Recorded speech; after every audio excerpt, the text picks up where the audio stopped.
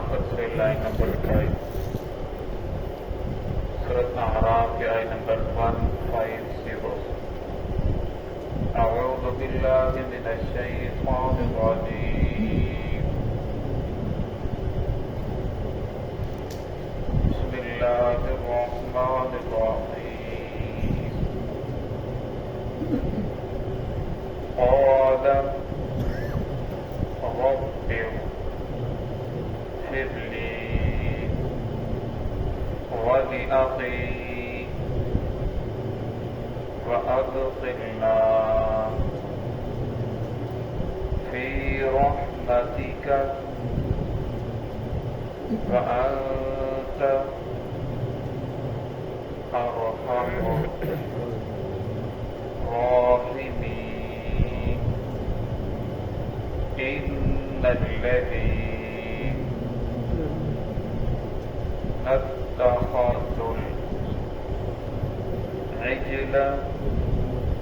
سينالهم غضب من ربهم وذلة في الحياة الدنيا وكذلك نجزي المفترين.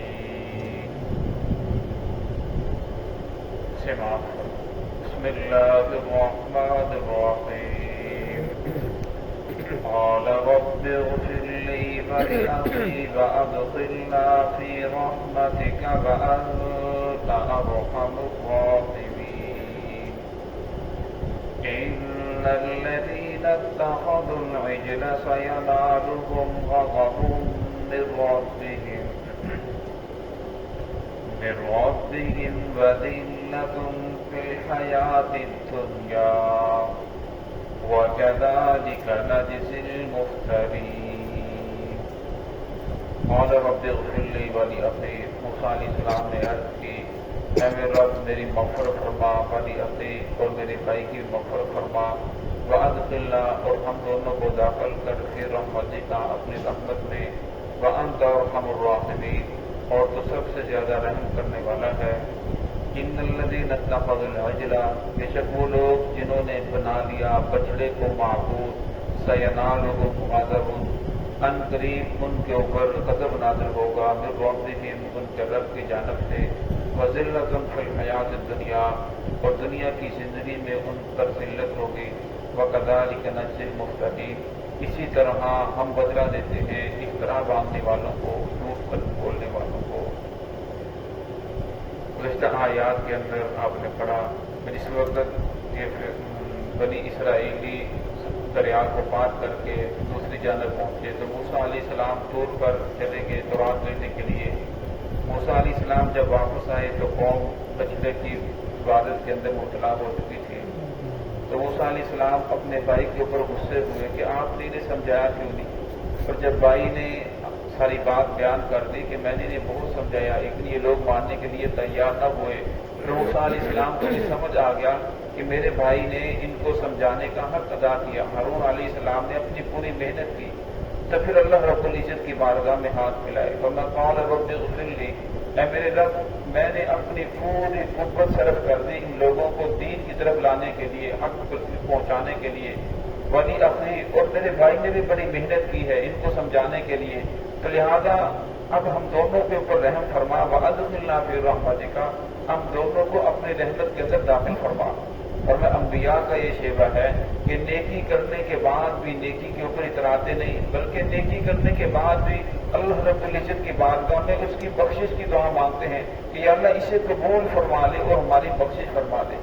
اس لیے فرمایا ہمیں اس سے یہ سبق ملتا ہے کہ جب بھی انسان نیکی کرے اللہ رب العزت نیکی کی توفیق عطا فرما دے ورنہ پھر اس کا اجر اللہ رب العزت کی ذات سے ہو لوگوں کے اوپر احسان نہ ہو اس کی وجہ سے لوگوں کے اوپر غصہ نہ ہو ورنہ بدلہ جو ہے اللہ رب العزت کی ذات سے چاہے ورنہ اللہ رب العزت کی ذات کے لیے جب انسان نیکی کرتا ہے ورنہ پھر اللہ رب اس کا اجر بہت زیادہ عطا کرتے ہیں. اور فرمایا ہم نیکی کرتے ہیں ہمیں معلوم ہے ہماری نیکی کیسی ہے اللہ کی بارگاہ میں قبول بھی ہوتی ہے یا نہیں ہوتی ہے؟ ورنہ وہ تو وہ بارگاہ ہے جہاں انبیاء کے سجدے موجود ہیں، جہاں صلحاء کے سجدے موجود ہیں، اتقیاء کے سجدے موجود ہیں، صحابہ کرام کے سجدے موجود ہیں، 1,44,000 انبیاء کے سجدے، فرمایا کہاں میرا اور آپ کا سجدہ؟ ورنہ ہم سجدہ تو کرتے ہیں، ہمارا وجود تو سجدے میں ہوتا ہے، دل ہمارا پتہ نہیں کہاں پہنچا ہوتا ہے، دماغ کچھ اور سوچ رہا ہوتا ہے۔ اس لیے فرمایا کہ انسان کو نیکی کرنے کے بعد اللہ رب العزت کی بارگاہ میں یہی دعا کرنی چاہیے کہ یا اللہ جو میں نے نیکی کی ہے اسے قبول فرما، تو نے نیکی کی توفیق عطا فرمائی، یہ تیری توفیق سے ہوا۔ تو فرمایا یہ انبیاء کا شیوہ ہے، نیکی کرنے کے بعد پھر بھی اللہ کی بارگاہ میں یہی دعا کرتے ہیں کہ یا اللہ اسے قبول فرما لے، ہم دونوں کے حال کے اوپر رحم فرما، وَأَنْتَ أَرْحَمُ الرَّاحِمِينَ، اور تو رحم کرنے والوں میں بہت زیادہ، سب سے زیادہ رحم کرنے والا ہے۔ آگے والی آیت کی طرف ارشاد فرمایا کہ بے شک وہ لوگ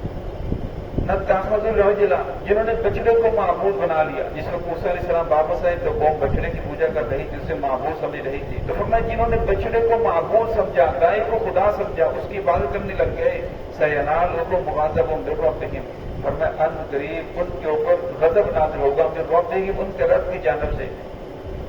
آگے فرمایا اس آیت میں دو چیزیں بیان فرمائی گئی، فرمایا وَذِلَّةٌ فِي الْحَيَاةِ الدُّنْيَا، دنیا میں بھی ذلت ہوگی، وَكَذَلِكَ نَجْزِي الْمُفْتَرِينَ، اور اسی طرح جن لوگوں نے اللہ رب العزت کی ذات کے اوپر جھوٹ بولا۔ اب آیت کے اندر دو چیزیں بیان کی گئی، پہلی چیز جنہوں نے اللہ کے علاوہ غیر اللہ کی عبادت کی، فرمایا اللہ کا غضب نازل ہوگا، دنیا کے اندر بھی رسوائی ہوگی۔ اور دوسری چیز یہ بیان کی گئی، فرمایا جس آدمی نے اللہ کی ذات کے اوپر جھوٹ بولا، اللہ کی ذات کے اوپر اختراع باندھ دیا، فرمایا اس کے اوپر بھی اللہ رب العزت کا غضب بھی نازل ہوگا، قہر بھی نازل ہوگا، اور فرمایا اسی طرح دنیا کے اندر ان کے اوپر ذلت بھی نازل ہوگی۔ اب دیکھا جائے کہ جو بنی اسرائیلی تھے انہوں نے ایک بچڑے کی عبادت کی۔ اب ہم دیکھ لیں، ہم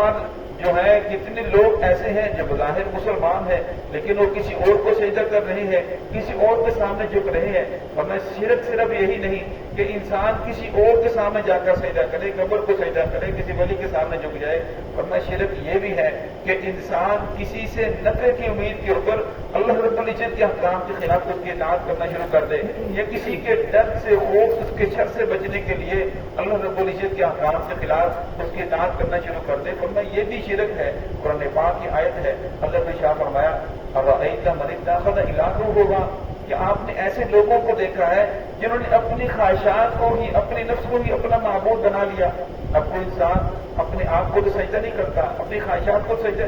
نفس کو سجدہ نہیں کرتا۔ فرمایا یہاں مراد یہ ہے کہ انسان اپنی خواہشات کی اتباع کرے، اللہ رب العزت کے احکام کو ٹکرا دے۔ اب ایک جگہ اللہ کا حکم ہے، ایک جگہ محمد رسول صلی اللہ علیہ وسلم کا فرمان ہے، اور ایک جگہ اس انسان کی اپنی خواہش ہے، دل کہہ رہا ہے کہ یہ کرنا چاہیے۔ اب فرمایا وہ انسان اللہ کے احکام کو ٹکرا رہا ہے، محمد رسول صلی اللہ علیہ وسلم کے طریقے کو چھوڑ کر اس کے اوپر عمل کر رہا ہے، فرمایا یہ انسان بھی شرک کرنے والا ہے، غیر اللہ کی عبادت کرنے والا ہے۔ تو یہاں اللہ نے شاہ فرمایا کہ جو لوگ بھی غیر اللہ کی عبادت کرنے والے ہیں، غیر اللہ کو عبادت، ان کو معبود سمجھنے والے ہیں، ورنہ ان کو نفع نقصان کا مالک سمجھنے والے ہیں، ورنہ ان کے اوپر اللہ رب العزت کا غضب نازل ہوگا۔ وَذِلَّةٌ فِي الْحَيَاةِ الدُّنْيَا، اور میں دنیا کے اندر بھی ان کے لیے ذلت ہوگی۔ وَكَذَلِكَ نَجْزِي الْمُفْتَرِينَ، اور دوسری جو چیز شاہ فرمائی، فرمایا جو لوگ اللہ رب کی اختراع باندھتے ہیں۔ اب ایک چیز کے بارے میں یہ بتانا کہ یہ کام کرنا ثواب ہے، یہ کام کرنا گناہ ہے، یہ انبیاء کا کام ہے، یہ محمد رسول اللہ صلی اللہ علیہ وسلم نے بتا دیا، صحابہ کرام نے اس کے اوپر عمل کر کے دکھایا، تبع تابعین نے اس پر عمل کر کے دکھایا۔ اب فرمایا انبیاء کی بات کو چھوڑ کر ایک انسان اپنی طرف سے ایک چیز کو دین کے اندر داخل کرے اور پھر یہ کہہ دے کہ یہ کام کرنا ثواب ہے، اب فرمایا وہ اللہ رب العزت نے ارشاد نہیں فرمایا، محمد رسول اللہ صلی اللہ علیہ وسلم سے ثابت نہیں ہے، لیکن یہ انسان یہ سمجھ کے کر رہا ہے کہ یہ ثواب ہے اور محمد رسول صلی اللہ علیہ وسلم کا طریقہ ہے، اور لوگوں کو بھی یہ بتا رہا ہے کہ اس کام کے کرنے کے اوپر اجر ہے، تو فرمایا یہ انسان اللہ کے ذات کے اوپر جھوٹ بولنے والا ہے۔ اصل کی حدیث ہے، فرمایا من کذب علی متعمدا فلیتبوأ مقعدہ من النار، جس شخص نے میری طرف کوئی ایسی بات منسوخ کی جو میں نے نہیں کہی، فلیتبوأ مقعدہ من النار، چاہیے کوئی انسان اپنا ٹھکانہ جہنم کے اندر بنا لے۔ اور میں اس لیے ہر انسان کو آج جو اکثر واٹس ایپ کے اوپر آ جاتا ہے، حدیث آتی ہیں وغیرہ وغیرہ چیزیں آتی ہیں، پر اس کے بارے میں انسان کو تھوڑا سا غور و فکر کرنا چاہیے، دیکھنا چاہیے یہ واقعی حدیث ہے، اس کے نیچے کوئی حوالہ ہے یا نہیں ہے، اور پھر میں اس کو ایسے ہی ہم آگے شیئر کر دیتے ہیں، اور بعض مرتبہ جھوٹ پھیلانے کے اندر ہم بھی داخل ہو جاتے ہیں۔ اس لیے فرمایا ایسی چیزوں سے بچنا چاہیے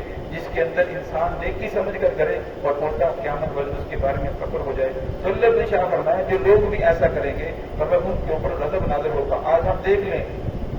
ہماری عدالتوں کے اندر جو ہے قانون کیسا چل رہا ہے. سارے کے سارے احکام جو محمد رسول صلی اللہ علیہ وسلم کے اوپر عمل ہو رہا ہے یا سارے کے سارے احکام محمد رسول صلی اللہ علیہ وسلم کے طریقے سے خلاف ہیں. ہم جو بھی فیصلہ کرتے ہیں دنیا کی زندگی کو دیکھ لیں, ایک انسان اپنی انفرادی کی زندگی کو دیکھ لے اور اگر وہ محمد رسول اللہ صلی اللہ علیہ وسلم کے احکامات کو, اللہ رب العزت کے احکامات کو محمد رسول اللہ صلی اللہ علیہ وسلم کے طریقوں کو شامل کر رہا ہے تو فرمایا وہ انسان اللہ کے عذاب سے کہاں سے بچ جائے گا, دنیا کی ذلت اور رسوائی سے بچ جائے گا. اور آج دیکھ لیں آج جو امت ہے وہ